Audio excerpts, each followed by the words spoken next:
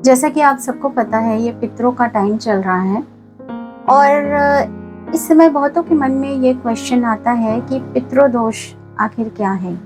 क्योंकि कई लोग ज्योतिषी के पास अपना कुंडली दिखाते हैं, सब करते हैं, तो वो लोग कहते हैं कि आप में पितृदोष है, आपको ये रेमेडी करनी है, ये पूजा करनी है। तो पितृदोष आखिर होता क्या है, ये भी मैं बता दूं कि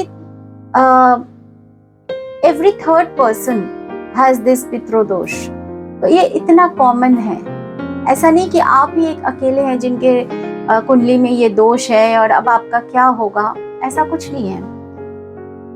क्या होता है, कई बार हमारे एंसेस्टर्स के कुछ अनफुलफिल्ड डिजायर्ड होते हैं, उनके कुछ इनकम्प्लीट कर्मास होते हैं, या उनको कभी ऐसा लगता है कि वो डिसऑनर्ड है अपनी फैमिली में, या फिर डिसरिस्पेक्टेड है, या फिर उनको कोई किसी ने पूछा नहीं जब वो जा रहे थे एंड दे पास्ड अवे। तो उनका जो दिल की आह है ऐसा कुछ कि मेरे साथ ऐसा हुआ एंड किसी ने पूछा नहीं या मुझे डिसरिस्पेक्ट किया गया, तो ये सब बाद में लीनिएज में ट्रांसफर हो जाता है।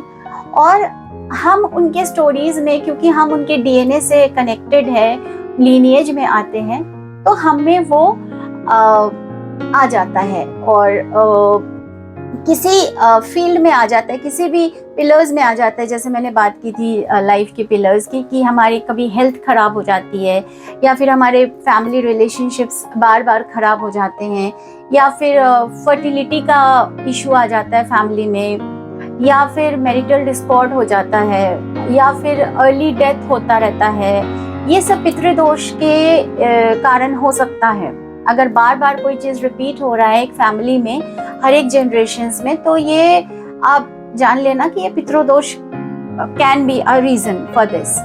एंड तो पितृदोष यही होता है कि जब हमारे एंसेस्टर्स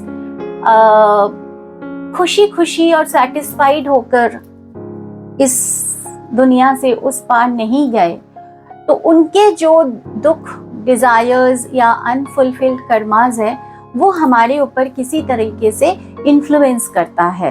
तो ये पितृदोष से हम लोग फिर इन्फ्लुएंस्ड हो जाते हैं। अब इनकी रेमेडीज क्या है, इसके लिए आप आगे की वीडियोस देखिए, मैं आपको बताऊंगी इसके रेमेडीज क्या होते हैं। Thank you.